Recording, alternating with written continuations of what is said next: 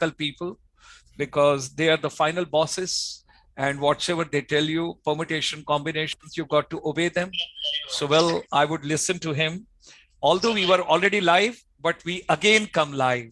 So, ladies and gentlemen, when we are live, yes, we are alive. Dr. Preeti Sharoff Mehta is joining us all the way.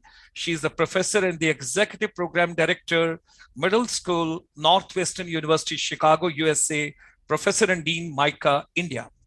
Now, it's such a pleasure to have her on the second day, Vasudhaiv Kutumbakam, Sari Dunya Ek Parivar, Internationalization of Indian Education, Educators Without Borders for the Global Service and Citizenship. It's such a pleasure, ladies and gentlemen. International Chamber for Service Industry is having a proud privilege to have Madam today with us.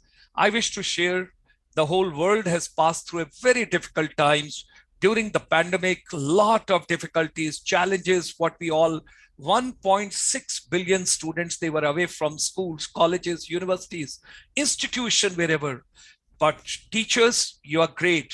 You're just wonderful. You're awesome. We have got so much of respect, regards, love, affection. I do not know. I run short of the vocabulary when I wish to talk about my teachers, educators, counselors, principals, directors, vice chancellors, whosoever, wherever you are, whatever vertical of the education you are, you people have done wonderful job. Radio, television, theater, music, whatever way you could. You try to reach on the WhatsApp, on the Google, on Microsoft. I think you tried everything. I know doctors are trained to save the lives, but teachers, you have to step in to save the younger generation. Nelson Mandela, of course, he used the term weapon, but I don't want to use word a weapon coming from the armed forces. That education is a powerful tool, I would say, not a weapon. Education is a powerful tool which can shape the entire universe. So teachers, you're wonderful. We have got great love for you. During the entire pandemic, our governing body from the chamber took a decision. Let's focus on teachers and let's focus on youth, because the Honorable Prime Minister gave the vision during the pandemic, Atmanirbhar Bharat. And we are in a services sector, courtesy, manners, gesture, body language, the ultimate amazing the customer is very important in services sector. So in Atmanirbhar Bharat, how do we work out what kind of a vocational, what kind of a skills, what kind of competencies, what kind of capabilities, what kind of a micro, small and medium enterprise, what kind of a research, what kind of innovation, everything small things to be taken care of. Our chamber is proud. We brought India's first finishing school for service industry in 1994 when we started Punjabi Parvasi Divas. And thereafter, 2003, we have got Pravasi Bharati Divas for all of us. So ladies and gentlemen, this finishing school, taking care of the youth and taking care of teachers and everybody. And now during the pandemic, everything has gone digital. We have moved out of the brick and mortar four walls. And now when you talk about your mental wellness, you talk about your physical wellness, you talk about your professional wellness, all that being taken into consideration, it's very important, which we all have to understand how to keep our teachers and our younger generation positive and all the time socially thinking positive, talking positive, walking positive, and life got to be musical for all of us. And education, when we are talking about how do we prepare global teachers from India? India, Pune has to become Vishwa Guru. So teachers, you are the gardeners. You're shaping future. You're shaping today. You're shaping tomorrow. You know, we got to save every drop of water. So education should be relevant to our day-to-day life, right from the time we get up in the morning until we go to sleep. Water management, climate change, understanding cultural diversity, respecting, loving, laughing, happiness, all that you have to take into consideration. And that is the inspirational lab, practical part, what we talk about. Sabka Saath, Sabka Vikas, Sabka Vishwas, Sabka Prayas. And that is 75 years of Azadi Ka Amrit Mahotsav. 1968 was the first education policy by the Kothari Commission. Then 1986, minor changes in 1992. And then, of course, on 29th of July 2020, in the thick of the pandemic, Honorable Prime Minister giving a green signal to the new education policy 2020. Oh my God, what a mind-blowing, it's a wonderful policy. Once it gets in totality implemented, what a change in school education, higher education, vocational education, technical education, and then, of course, humanity, our life education when we talk about. And thereafter, the budget of the 2022-23, and that is education and skill sector. The Honorable Finance Minister Nirmala Sitharaman ma'am, she gave so much of importance to the digital technology and so much of efforts being put in by everybody that education and skills to be given priority, and India has to move ahead. But your mental wellness is very, very important. And 23 mental health centers of excellence under Nimahans. Yes, our chamber, we have done about, in a very humble way, 1,600 complimentary webinars during the entire pandemic period to reach out every soul, every heart. It's no more communication. It is connecting heart to heart, connecting soul to soul, connecting mind to mind, connecting vision to vision. And now our chamber, as a part of 75 years celebration, is bringing 15 days free online teachers capacity building program right on your mobile, on the WhatsApp. You have not to go anywhere. You have not to spend single rupee. Our efforts are teacher capacity building, and you've got a self-paced online learning modules. Wow. What would be the education scenario when India would be celebrating 100 years of its independence on 2047, 15th of August? Become a future thinker. Our deliberation, excellence in education, roadmap 2047, what all can be done. World over, the population is aging. We got to do the hand holding of the Indian skilled educators. We got to focus on the human services exports from India.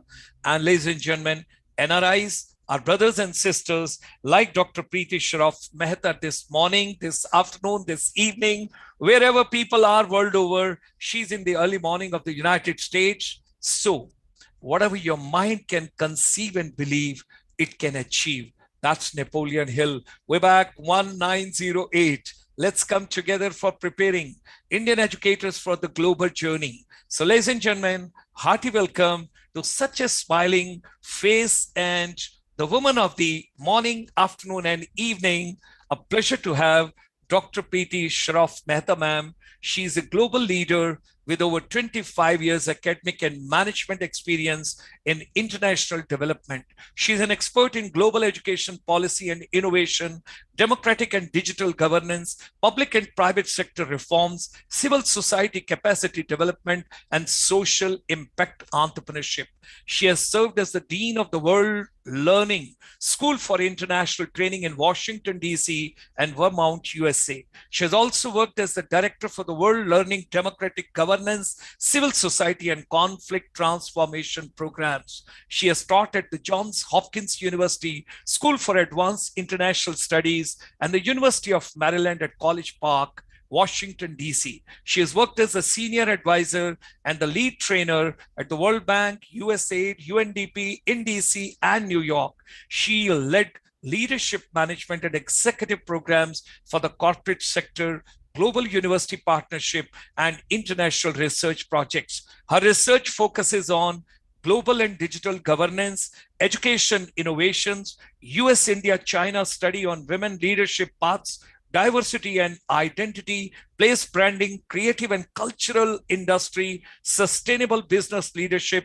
Her international experience includes programs which management across Africa, Asia, Middle East, Europe, and North America. So, ladies and gentlemen, join me in extending a very warm welcome this morning, this evening, this afternoon. Everything is green, green, green all around with Dr. Preeti Shroff Mehta ma'am.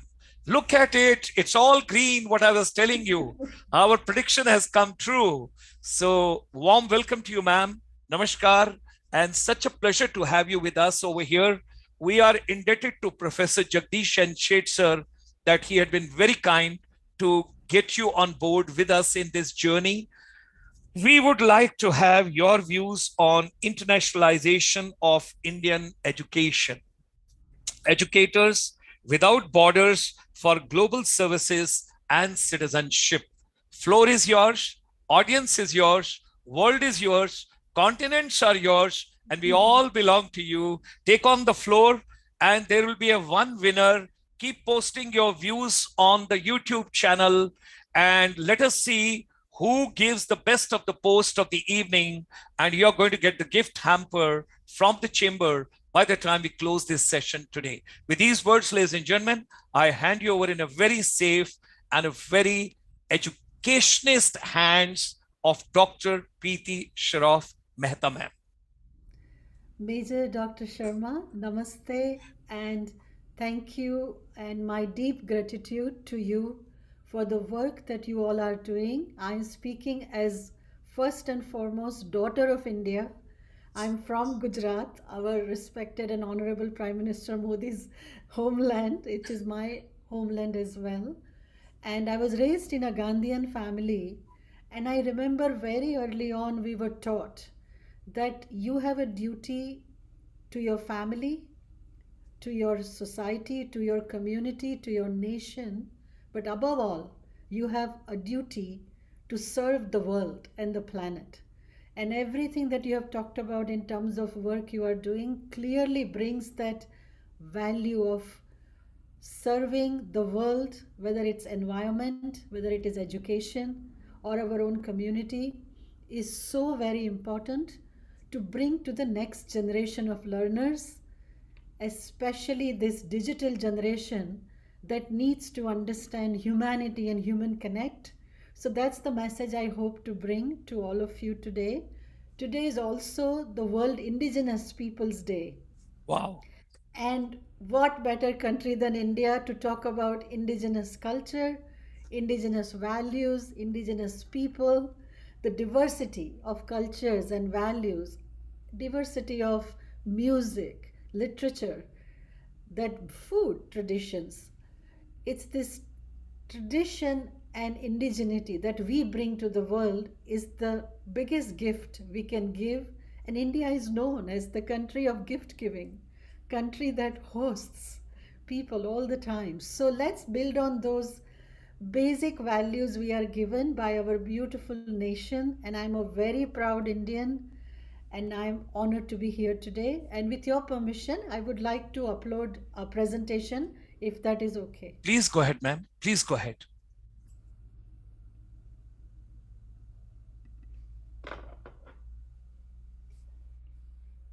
So, what I would like to focus on is first very important word that Gandhiji gave us, Swaraj. And Prime Minister Modi talks about it in so many different ways while also focusing on Jagat Guru. So, what does it mean to be a Jagat Guru? It begins with what Gandhiji reminded us with self governance. How do we govern ourselves as human beings? And how do we govern our communities and societies? And how do we govern education?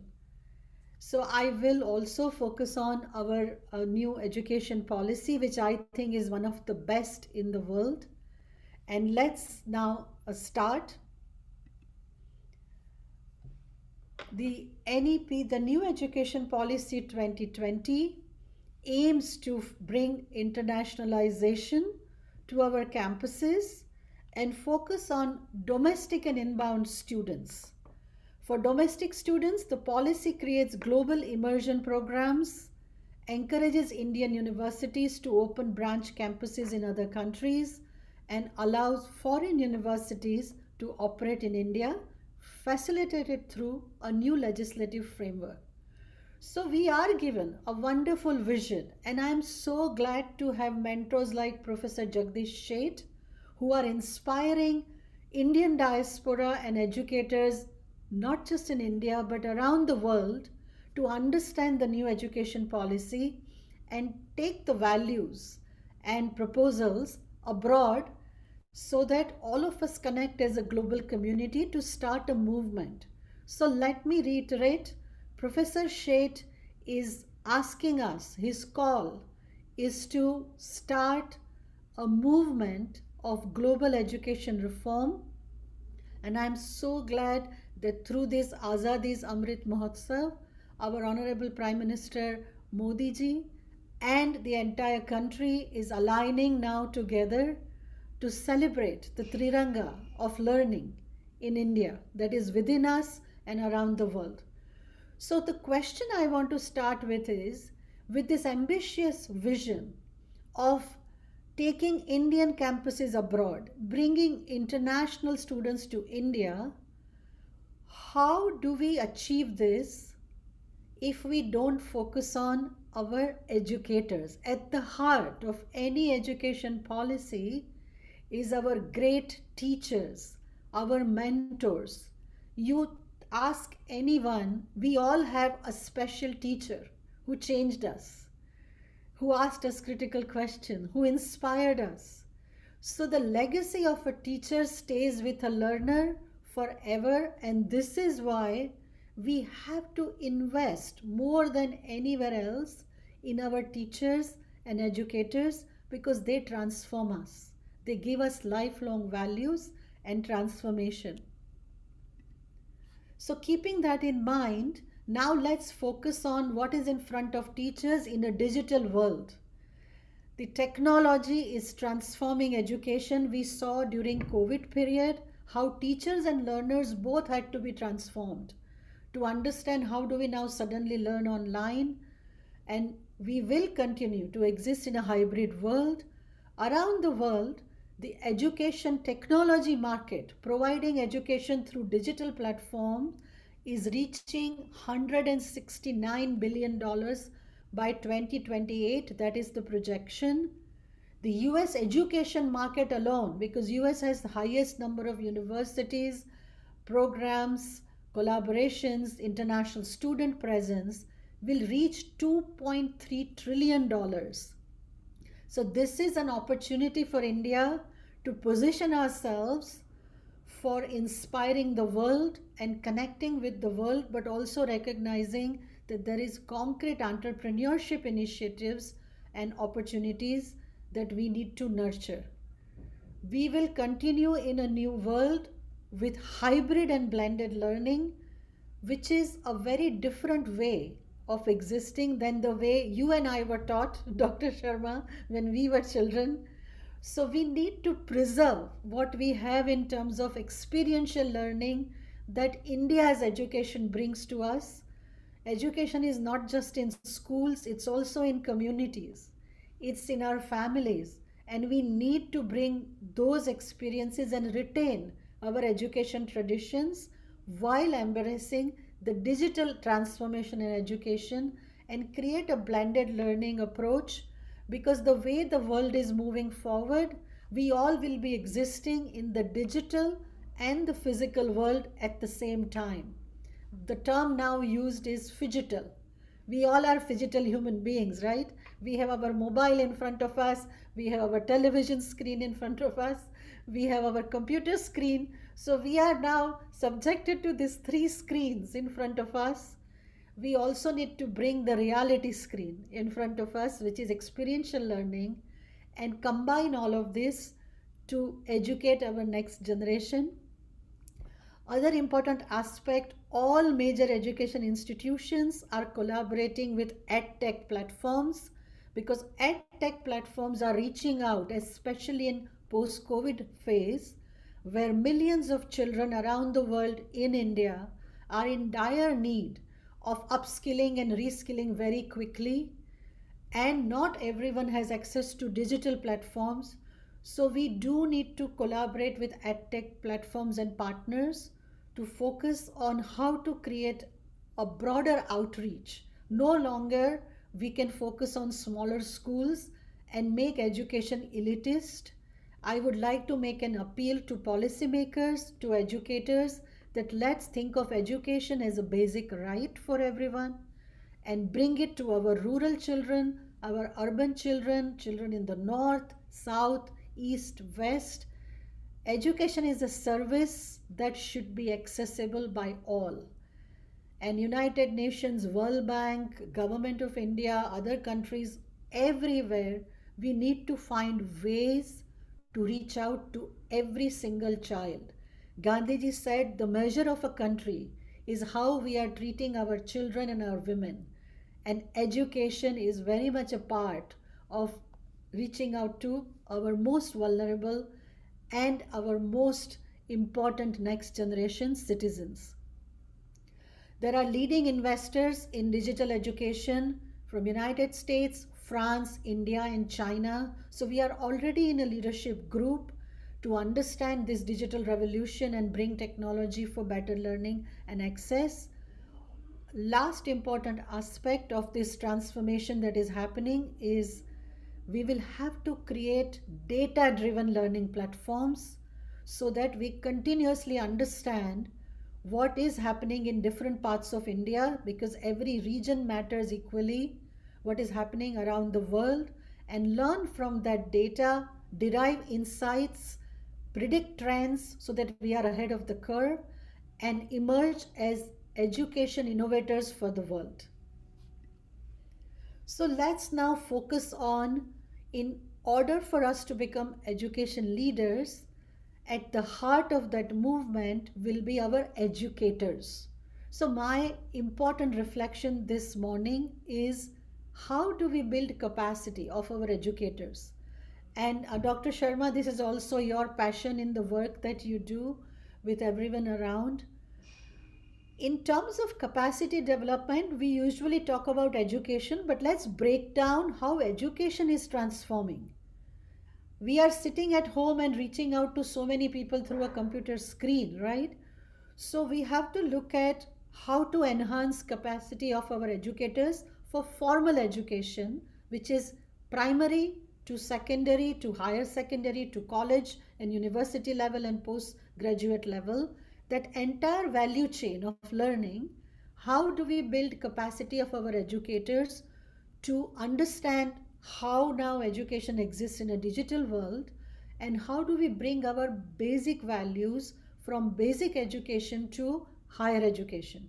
We cannot just focus on one sector, we have to look at the continuum of learning, and lifelong learning is also becoming very important. So informal ways of learning that happen through workplaces, through communities, society, through organizations, the education platforms, how do we also encourage that informal learning sector in India and take those lessons abroad? Vocational learning, where people focus on specific skills, are very important for India because we do have to make sure our youth has employment. So, how do we link education with livelihoods and also with lifelong learning? We see in our MICA programs that so many alumni now are asking for, can you offer us workshops? Can you offer a continuous program of learning? So as the world changes, we keep upskilling and upgrading. And let me remind everyone, this is not just about skills development, it's also about development of the mind. How do we bring new exciting frontiers to change mindsets so that we don't have roadblocks in our minds, we don't have roadblocks in our hearts, and we don't have roadblocks in our institutions. So, capacity building requires all these transformations. There are models of also focusing on summer schools. How do we enhance the vacation period to give children creative learning, cultural learning, experiential learning, so that children continue to experience different forms of learning even during their summer break time? And finally, in the US, the concept of gap year is very important. And it reminds me of yoga because gap year is reflection. It's about understanding what have you done so far in life. Take a gap, take a breathing moment, reflect on things, choose something very different to learn from. So do something different. If you are an economist go to an art school and learn to paint, because this develops what we call in education multiple intelligence. So, given these various forms of education that we need to strengthen and create a holistic approach to education for lifelong learning, let's focus on who can be our creative educators. And when I use the word teacher or educator, I am talking about dynamic young people who can teach us. Let's reverse learning. Instead of adults always teaching young people, let young people teach us, because in a digital world, our young students can become a great force of connecting with the youth around the world. So let's create Jyot se Jyot Jalao, from youth to youth movement around the world. Let's also focus on diaspora, the way you are engaging. We are a force to be reckoned with around the world. Indian diaspora is leading in every industry, in every sector, in various communities. Let's bring them to gain their experiences and bring that to our Indian educators and create training of trainers, create platforms with global educators to engage with Indian educators. We have creative artists around the world. Let's learn creativity from artists, because artists are not bound by anything. They have this beautiful free spirit and compassion. Let's bring that free spirit and creativity to our educators. We have entrepreneurs, the business sector. India is leading in terms of entrepreneurs, in terms of the companies that are being created that are recognized. So let's bring these entrepreneurs to teach us how do we take risks in learning, how do we take calculated risks in strategy planning, the way we create enterprises, the social enterprises with societal impact. Let's focus on our existing pool of teachers and take them abroad so they learn from other cultures while they bring our cultures to other countries. Let's focus on our women. India has a strong pool of women, whether grassroots level in different communities. We have our tribal and indigenous communities, and our honorable president is an example of that. Let's bring women in the governance positions. Let's bring women as educators, and let's bring women as policymakers and take them abroad. Women bring message of compassion, and Indian women can become the diyas that we can light all around the world. So let's expand the notion of who is a teacher. Let's bring mentors, educators, entrepreneurs, creative souls, youth, women together to create this social movement that Professor Sheth talks about. So now let me focus on what kind of education innovations that we can bring to the world and what are some of the models that our educators can learn from. I would like to emphasize, first of all, purposefulness in learning. Education cannot be static. We have to understand our cultural, global, political, economic environment and continuously adopt to acquire new skills, new knowledge, while staying grounded in important values that guide us. All of us in diaspora community in America, we are very proud of our Indian values and heritage, and that's what we bring to make America a great country. So let's combine skills, knowledge, and values for our own transformation, and then we can go out and engage with learners. Second, let's understand how world is impacting us. Any event happening in any part of the world impacts India. So let's create that understanding of us being connected with the world, which means having global knowledge, understanding of global citizenship, global service, and combine that with digital learning and digital platforms, which requires digital intelligence. So how do we bring digital intelligence to our learners, and how do we define existing in a hybrid world? We'll have to continuously assess how world is evolving, whether in sector, education sector, or employment, where many people are, millions of people in America are working from home now. So what does a workplace look like? when we are operating from home, what would be the requirements of education to understand all these changes? We have focused on STEM for the longest time: science, technology, math, learning. Now we have added A to make it STEAM, the power within. That A is very important, which is liberal arts learning, learning of history of our own country, learning of arts, learning of creative subjects, learning about passion and compassion, learning about caring for each other. Learning of science and math alone is not sufficient. Now we need to bring passion, purpose, and combine all of these holistic subjects to create what we call at MICA the left and right brain harmony, where our analytical and creative brain operates together to bring ideas and innovations.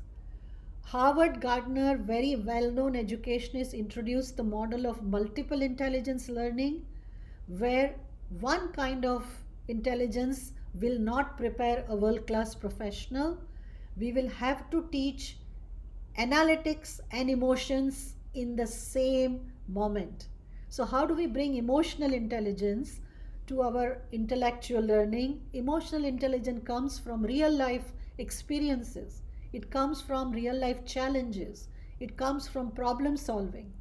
And in India, we have this complex experiences growing up with diversity of people around us, diversity of challenges in our neighborhoods, and this enhances our emotional intelligence. So let's continue to build on real life skills and understanding what is poverty, what are environmental issues, what is our health crisis and health challenges around the world, and give this emotional intelligence to our engineers, to our scientists, to our economists, so that we prepare globally aware, emotionally intelligent professionals for the 21st century. And this is what our educators will have to give us. So, this is why we have to prepare our educators to develop their own multiple intelligence so that they bring those experiences in the classroom.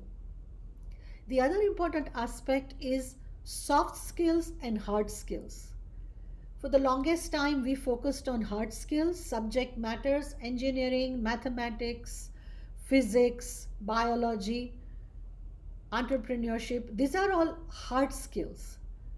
But apart from this, what we also have to now focus on is how do we collaborate as a team? How do we become the greatest community as a nation?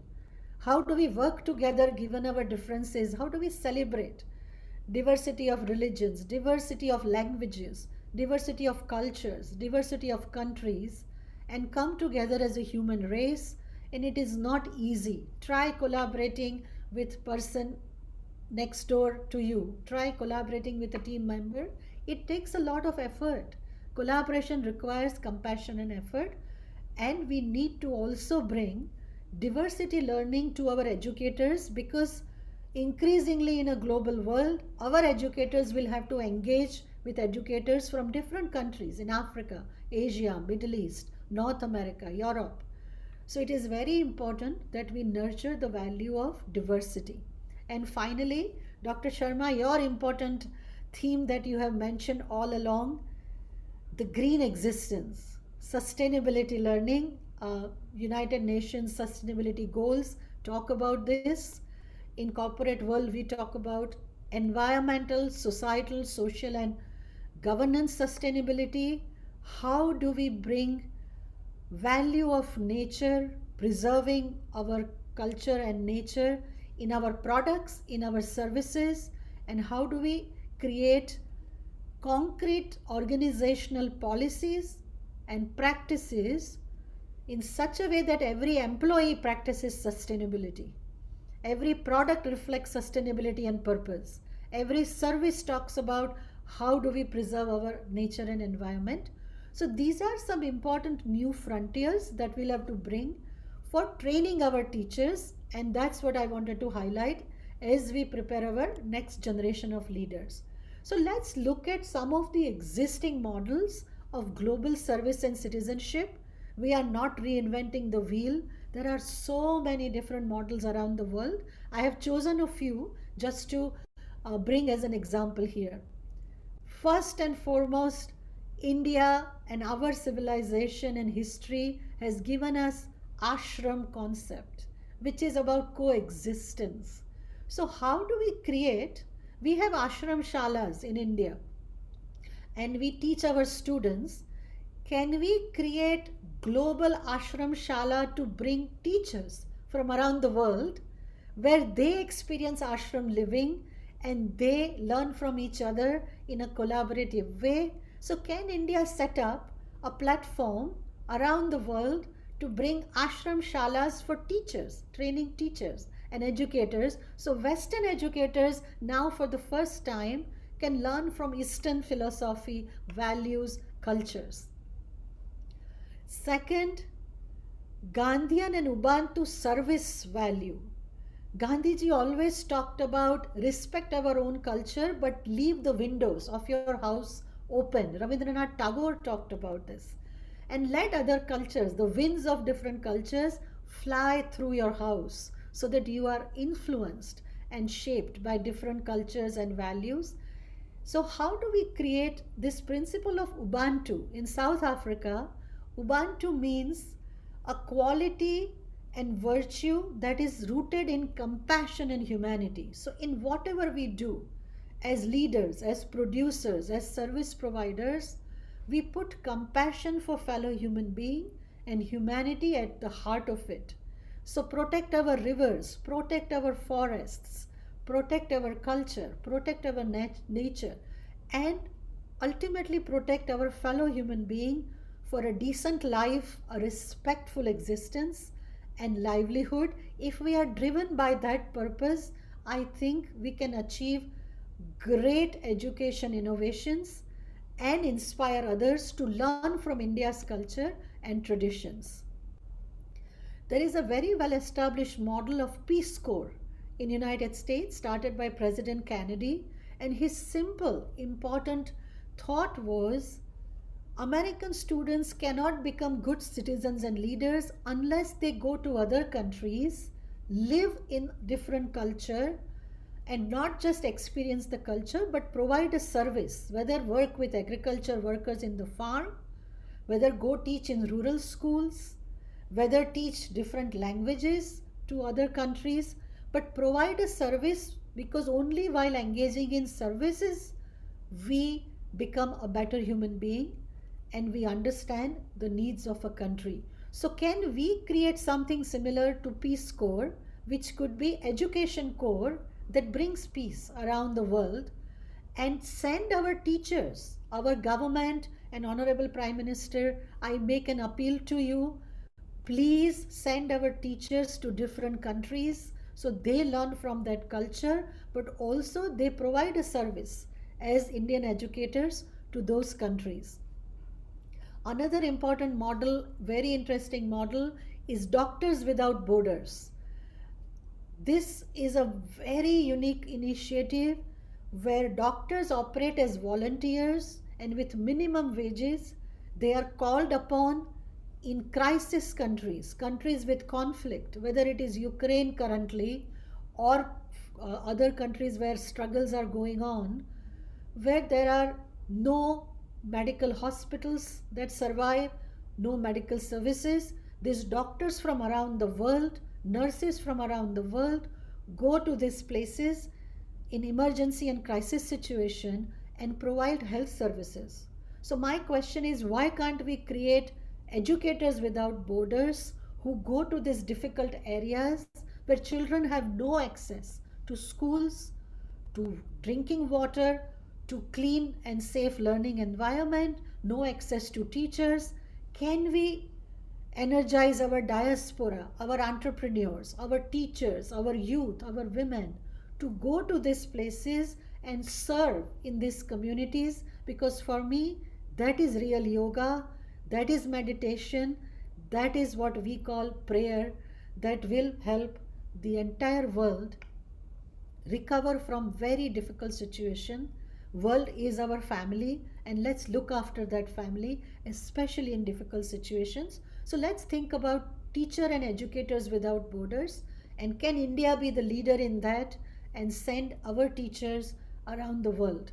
And finally, NAFSA, which is an international education platform in United States, its entire purpose is to promote internationalization of education, international learning for educators, bringing children and students of different background in international setup to engage and exchange ideas with each other. Can we set up something like that in India? And I know you are already doing some great work, but can we bring international educators to India and regularly create a beautiful mahotsav of learning? So, with that, I will stop. I am very, very grateful. Thank you for inviting me, and I hope to stay engaged with you all. You asked me, Dr. Sharma, in the beginning how to introduce me. As I said, I am a lifelong learner, and I do hope to stay engaged with India and Indians for my personal growth and learning. And thank you so much. Thank you, ma'am. Thank you. What a wonderful, beautiful aura you gave, and such a flow you have given, and so much we have assimilated. Like a good student, I have taken a lot of notes. NAFSA is a very good idea of yours. Hybrid and blended learning, education technology, experiential learning, edtech platform, youth to youth movement. जोत से जोत जगाते चलो, प्रेम की गंगा बहाते चलो. That is something wonderful. You remembered Mukesh ji. Creative artists, yes. World is the classroom, passion with purpose, global ashram shala for teachers, Ubuntu, and of course the Peace Corps. That is something, some of the beautiful notes which I have taken for myself. And there are some views by the audience. If you permit, can I just share? If you kindly Please permit me, go ma'am. ahead. Yes, yes, please go Yes, ahead. there's a lady. She's writing, isn't it a time for us to give research as much importance as it had way back in the 17th, 16th, and 15th centuries in India? The research to be given importance. What do you say, ma'am, on that? I think this is the most important need of the hour. And it is amazing that we are talking about emphasizing research. We are the oldest university in the world. Nalanda, Takshashila, Yes, Vaibhavi. yes. We have to remind ourselves what are our traditions of research. And let me remind everyone, globalization to India did not come today. Research has not come from the Western world. We always were global. Nalanda Takshashila used to host visitors from China, from Asia, from all around the world, even in those days. So India has always been global. So it is not new to us to become a world player. And let's focus on word research. What does research mean? Research means that we continually reflect on what are we doing and why are we doing what we are doing. It's self reflection, number one. Second, it is professional reflection where we focus on, let's say you are an economist. You look at your own economics practice, but you then connect with colleagues from around the world and you reflect on your ideas and you write about what you think would solve issues of poverty, for example, and you win a Nobel Prize. An Indian won a Nobel Prize in economics. So, second part of that is continuous professional reflection in relations and collaborations with other professionals around the world. It's a dialogue. It's a संवाद ना, हिंदी में हम बोलते हैं संवाद बहुत ज़रूरी है, वार्तालाप बहुत ज़रूरी है. And the third aspect of research is scientific validation. We have to test what theories and ideas we are putting forward through continuous data assessment. So, research is a discipline, it's rigor. And I think somewhere we probably dropped that rigor that we need to bring back in our professionals who are educators, in our universities and institutions. And reviving research, as the lady asked the question, would mean we need institutions, higher education and education institutions to step up, create policies and incentives for our educators to conduct original research and publish in journals and very well known platforms and attend international conferences and present our knowledge and get challenged. See, research cannot happen unless we are challenged. We should not be afraid of challenges because that's how Absolutely. we learn. So that's my Absolutely. response to her. Thank you. Thank you. Another person is asking, although you have covered from STEM to STEAM in the new education policy and you told art integration, she's writing, why is psychology, philosophy, sociology, political science, and public administration not considered at par with physics, biology, chemistry, and maths? Uh, and I think all of us are to be blamed for this. We have created this demarcation in education. Education is for life, for creating better human beings. Yes. We don't wake up and say, Monday I'm going to experience only economics. Tuesday in my life, I'll experience only physics. Wednesday, only sociology. Life gives us all experiences interconnected. In Yes. communities, we need water, we need health, we need education, we need emotional and physical well being, which you talked about in terms of welfare. So we need to stop separating these subjects and create interconnected learning that is holistic. So thank you for your question to the gentleman who asked the question. This Yes. is very, very important. And I Yes. think the new education policy is very much in the right direction Right to direction. create holistic and interconnected learning. Yes, we have moved from STEM to STEAM. Another comment which has come, in this day and age, traditional classrooms are outdated. We need to make every child ready to face any difficulty that comes on their way. And this can be done through only multiple intelligence learning, which you have mentioned. Yes. So, let's remember one thing, that traditional classroom was very important because there was a Guru Shishya connect. Hmm. So, at the heart of traditional classroom was the presence of a guru. And in Indian tradition, guru comes in different forms, right? Guru can be your mother, Guru can be your father, Guru can be your best friend, Guru can be your teacher in the classroom. So, first of all, what I want to respond to is traditional classroom brought the presence of a Vidwan, a teacher in front of us. But let's expand that and say that traditional learning in India has always brought different kinds of classroom to us. We learn in a festival when we celebrate and we come together. We learn in our community gatherings. We learn from our families. We learn from our friends. So let's strengthen that network of educators beyond classroom to expand the traditional classroom to bring all of these beautiful other spaces of learning. That is one. And second, traditional classroom now will have to be combined with digital classroom. You and I are absolutely connecting across oceans. And Yes. maybe that is the beauty of digital world, that it's giving this access. But at the same time, when I meet you in person, it will have a very different experience. So let's bring both. And I think the point that the question came from the person is making is, let's not lose that experiential learning that we need to bring, which is connected with emotional intelligence, very much a part of multiple intelligence learning. Thank you. And you have already made a very important point and maybe appeal, maybe a request to the Honorable Prime Minister that let's send our teachers abroad. Let's give them an opportunity to experience different culture, different humanity, and at the same time they render some service also.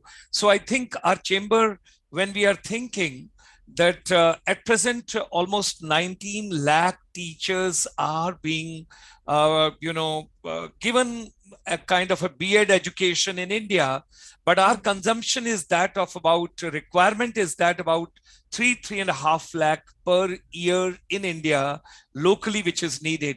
So whatever is the surplus as a Vasudhaiv Kutumbakam, let that travel world over, and when they will be multitasking and multi-skilled, they are yoga teacher also, they are counselor also, they are subject teacher Mm. also, they carry India's heritage also, values also, traditions also. So I'm pretty sure that there can be a more peace and prosperity. Yesterday also I talked before Professor Jagdish Sheth sir, coming from the armed forces, the amount of money which we spend on producing ammunition, arms, and armaments, if that could be diverted towards human development, what this world would be. You Final know, closing remarks of yours. Professor Sharma, you mentioned something very important. You look at any country's defense budget and education budget and health budget, compare those numbers, and it is very sad that with amazing leaders around the world in 21st century, we are spending 4 to 5 to 10 times more in defense and wars and weapons than in education and health. And it's a very sad statement of what we have become as human beings and as a society. And I think it's a very, very tough call for all of us to challenge ourselves. And that's why I go back to the Prime Minister's Jagat Guru principle and Gandhiji's Swaraj principle, that Swaraj involves global peace. And that's why Prime Minister's Jagat Guru concept and guidance is very important. If we want to become Jagat Guru, we have to begin peace at home. We have to learn to live with our own neighbors in a peaceful way. And last point I do want to make is India, after post COVID, we have realized needs more teachers. We have our shortages in teachers. So, can we create a force of teachers utilizing our youth? As I said in the beginning, our entrepreneurs, our industry leaders, and can we expand that entire core group of teacher to include now all these amazing professionals? They will become a very big force in India. And the same way, take these Indian educators to engage in neighboring countries. We have Bangladesh, we have Afghanistan, we have Europe, we have United States, we have African countries. These are amazing countries and traditions and cultures. Let's expose our educators to this beauty of world around us and let them learn, and at the same time let them also educate those countries. And it's a beautiful win-win, what we call in business model, it's a win-win scenario. So let's focus on a win-win scenario. And happy 15th August, Azadi ki aapko bahut shubhechha. For everyone in India, my warmest wishes for celebration of August 15, which is very close to our heart. Wonderful. Ma'am, although I wanted to close it, but there are two important points which have come and I cannot afford to miss because both are ladies. One has written, if we reach out to the students through mobile school system, then teaching and learning will be very fruitful, especially the Northeast India. The 8 states are left behind because of its remote position, geographical location from the mainland India. And she's from Northeast India who is writing this particular comment. First of all, I have to thank her for this very meaningful question and tell her that Northeast is the most beautiful cultural Yes, community. We yes. all, in terms of nature, culture, people, you teach us how to be humble and bring humility. And I know that our government also is investing a lot in the Northeast region. So, this is what I was saying earlier, that let's promote exchanges within India also. Can teachers from Gujarat go to Northeast? Can teachers from Northeast go to Karnataka? Can we create this internal exchanges and teachers will learn so much from each other? So, thank you for a very important reminder that Wonderful. let's focus on various regions in India as well. Yes. And the last point from your favorite Chitra ma'am, she's writing, ma'am, why we always combine internationalization with Western world experience? Or it's the other way around if we look from the Western teacher's perspective. Um, Internationalization means we connect internationally beyond our boundaries. So, however, we define our boundaries, it is about going beyond that limited comfort zone to becoming uncomfortable. You go to any foreign and different culture, we become uncomfortable because it's a new experience to us. But it is traveling. You know how traveling is so wonderful. When you travel, why do we enjoy travel? Because we experience nature, we experience culture, we experience very different things. So, my response to Chitra ma'am, who has been very kind to me, by the way, while planning this seminar. So, Chitra ma'am, thank you for all your help. But what we need to recognize is beyond boundaries, we are all interconnected human beings and we all need to learn from each other and we all learn to work with each other. Western world is also not one world. Western world has so many different countries in it. There are issues of race, issues of cultures, languages in all of those countries. So let's recognize the diversity of Eastern, Western worlds and let's begin a very new way of connecting and collaborating with each other. And I think educators will be the leaders in helping us achieve this. Thank you. Thank you very much, ma'am. Thank you, Dr. Preeti Sharoff Mehta, ma'am. It was such a wonderful interaction, how the 1 hour has gone, how this time has passed. I think there's a many more things to learn from you, to share with you, with getting your vision and wisdom. And we will take that forward in the subsequent programs sometime later. Some other lady has written, I'm stealing your words, wisdom, dharma, good intentions, better worldliness should be given due importance. Yes, teachers, gurus, acharyas must work towards nurturing good human beings. And finally, parents cannot outsource parenting to the schools and colleges. Parents are the first set of teachers. They must play their part as well. Somebody has written, I have just read it because maybe some mother has written. No, and So mothers are the most wonderful teachers. So, our fathers, yes. yes. So thank you, ma'am. And happy 75 years of India's celebration. Thank you for joining us over here.